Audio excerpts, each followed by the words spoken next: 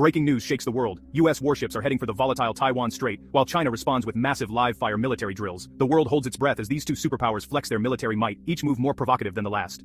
In response, the Philippines activates its decades-old defense pact with the United States, mobilizing troops and signaling that it will not stand idly by.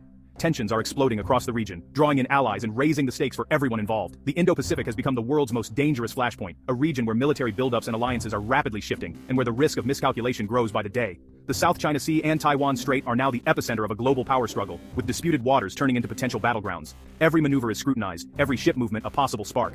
The US and China are on a collision course, their warships and aircraft shadowing each other in tense standoffs. Each side accuses the other of provocation, and every action sends shockwaves across the region and beyond. This isn't just a regional dispute, it's a global crisis that could reshape the world order. The eyes of the world are fixed on the Pacific, as leaders and citizens alike wonder what comes next. The decisions made by Manila, Taipei, Washington and Beijing in the coming days and weeks will define peace and security for decades to come. Diplomacy is on a knife's edge, and every word matters. The US is reinforcing its presence with new deployments and joint exercises, while China is determined to assert control over what it sees as its rightful territory. Both sides are locked in a high-stakes game of brinkmanship. A single miscalculation, a collision at sea, a close call in the air, could ignite a conflict that no one truly wants. The margin for error is razor-thin, and the consequences could be catastrophic. Around the globe, people are glued to their screens, watching events unfold in real time. Even if distracted by daily life, the world is watching, aware that the stakes have never been higher. The tension is palpable in urgent naval communications, stern warnings from capitals, and the hurried statements of diplomats trying to prevent disaster. The region is holding its breath, hoping for de-escalation but preparing for the worst. Soldiers stand ready, and control rooms remain tense as dawn breaks over uncertain waters. For decades, the post-W1.1 on C1 order, maintained by American power and alliances, has kept the peace in Asia. Now, that order faces an unprecedented challenge from a rising China. China's rapid rise, fueled by economic and military expansion, has emboldened it to push back against US influence and rewrite the rules of the region. For Beijing, the US presence is not just a relic of the past, it's a direct threat to its sovereignty and ambitions. Nationalist sentiment is rising and anti-US rhetoric grows louder. The terrifying question remains, can these giants find a way to coexist peacefully, or is a clash between them inevitable? The world anxiously awaits the answer. The answer is unfolding now, in real time, across the vast expanse of the Pacific Ocean, a region on a knife's edge, where the future of global peace hangs in the balance. While the world focuses on Europe and the Middle East, Asia's fuse is burning. This distraction has allowed tensions in the South China Sea and Taiwan Strait to escalate. China has expanded its military footprint, testing international resolve. The South China Sea is vital. Trillions in trade pass through, but China claims almost all of it, defying international rulings and neighbors. Chinese vessels now use water cannons, lasers, and aggressive maneuvers to intimidate others. In the Taiwan Strait, Beijing intensifies pressure, sending jets and bombers near Taiwan almost daily. The threat of invasion is now a clear and present danger. Nations are being forced to choose sides, abandoning quiet diplomacy for open alliances and military preparations. The Indo-Pacific is now the main stage for 21st century great power competition. The fire is lit, and the flames are spreading. China has transformed reefs into fortified military islands, its Great Wall of Sand. These bases, with runways and missiles, extend China's reach deep into Southeast Asia. From here, the PLA can monitor and potentially control all air and sea traffic. China's presence is designed to normalize its claims and coerce neighbors. The Chinese Coast Guard, now the world's largest, harasses rivals in disputed waters. This gray zone strategy advances Beijing's goals without open war, complicating US responses. By militarizing the South China Sea, China is rewriting the rules of this global commons. It signals Beijing's intent to enforce its claims, regardless of international law. The rising concrete dragon is a bold display of China's ambition. The Philippines once tried to accommodate China, even after winning a landmark legal case, but Chinese harassment continued, and the soft approach failed. President Marcos Jr. has reversed course, adopting a tough stance against Chinese encroachment. Manila now asserts its rights under international law and revitalizes its US alliance. The government publicizes Chinese harassment, building global support. This assertive transparency risks angering Beijing, but inaction is riskier. The Philippines is clear. It won't be bullied out of its exclusive economic zone. Washington and regional partners welcome this shift, energizing a coalition to counter China. The US alliance is now the bedrock of Philippine security. Joint military exercises and expanded US access to bases mark a new era. Manila's resolve has changed the South China Sea's strategic landscape. The 1951 Mutual Defense Treaty commits the U.S. and Philippines to defend each other in the event of an armed attack. This historic agreement, signed in the aftermath of World War II, laid the foundation for a partnership that has endured for over 70 years, weathering both regional tensions and shifting global alliances. Today, the U.S. makes it unmistakably clear any attacks on Philippine forces, especially in the contested South China Sea, will trigger its defense commitments. This public stance signals a renewed seriousness in upholding the treaty. This raises the stakes for China. Any military clash could now draw in a nuclear superpower, making the risks of escalation far greater than before. The presence of advanced weaponry and high-tech surveillance only adds to the tension. The alliance, once weakened by political disagreements and shifting priorities, is now stronger than ever, revitalized by shared interests and a common vision for regional stability. Annual Balikatan exercises have grown in scale and complexity, focusing on high-end warfare, maritime security, and rapid response to emerging threats. Thousands of troops, warships, and jets now train for real conflict scenarios, not just counterterrorism.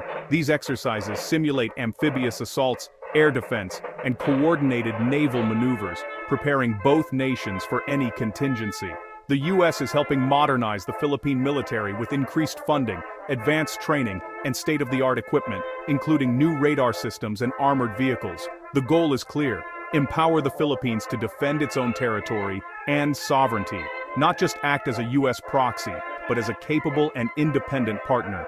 This united front serves as a powerful deterrent to Chinese aggression, demonstrating that any hostile action will be met with a coordinated and robust response. The alliance is now a central pillar of regional security, shaping the balance of power and reassuring other Southeast Asian nations.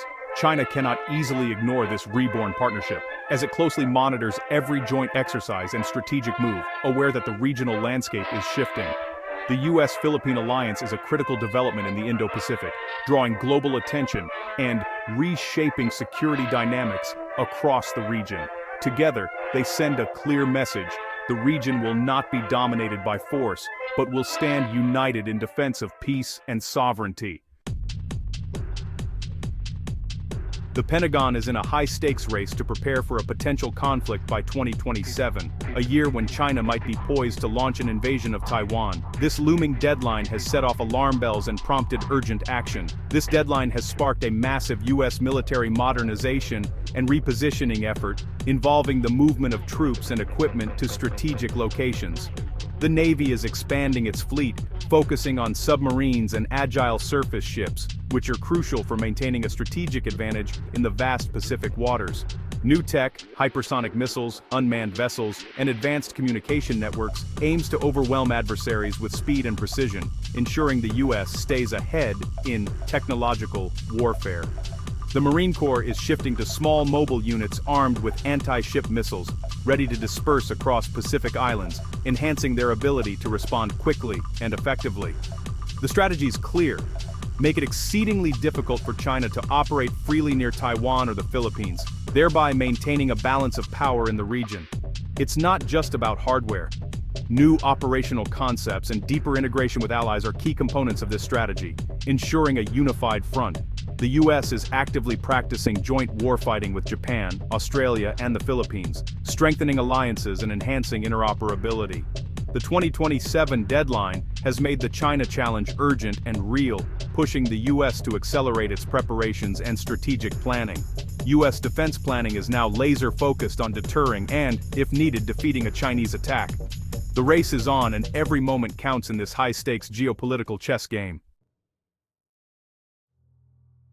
The U.S. is now planning to deploy ground-based mid-range missiles in the Indo-Pacific. Freed from old arms treaties, the Pentagon can counter China's missile arsenal. The Philippines is a key location. New U.S. access sites put Chinese bases within range. Systems like the Typhoon launcher could strike Chinese targets, complicating any invasion plans. This is part of archipelagic defense, using island geography to create a barrier with sensors and missiles. The goal: make Chinese movement in key waterways risky during conflict. China sees these deployments as a grave provocation and threatens countermeasures. The U.S. calls them defensive. China calls them offensive. The placement of these missiles is a looming explosive issue. The region's future may hinge on how this standoff is managed.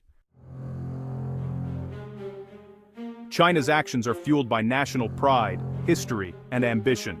Control of the South China Sea and reunification with Taiwan are core goals. Beijing's military drills around Taiwan are dress rehearsals for invasion and intimidation. In the South China Sea, China uses its Coast Guard and maritime militia to push rivals out. Its cabbage strategy. This slow, steady approach changes facts on the water without open war. China frames its buildup as defense against US containment, fueling nationalism at home. This narrative complicates international responses. China's ambitions are reshaping the region's reality. Taiwan is the most dangerous flashpoint in US-China relations. An invasion would be a massive, risky operation. Taiwan is a fortress, and its defenders are ready. The US maintains strategic ambiguity, but President Biden has signaled a willingness to intervene. War would be catastrophic. Two nuclear powers, global economic chaos, and immense casualties. Severe sanctions would cripple China's economy, risking social unrest and political instability. These risks are a powerful deterrent for Beijing. US alliances and military posture force China to reconsider the costs of invasion. The goal is deterrence, not war. The US presence gives diplomacy a chance and preserves hope for peace. The world's future may hinge on decisions made in these contested waters. The stakes could not be higher. The Pacific stands on a knife's edge.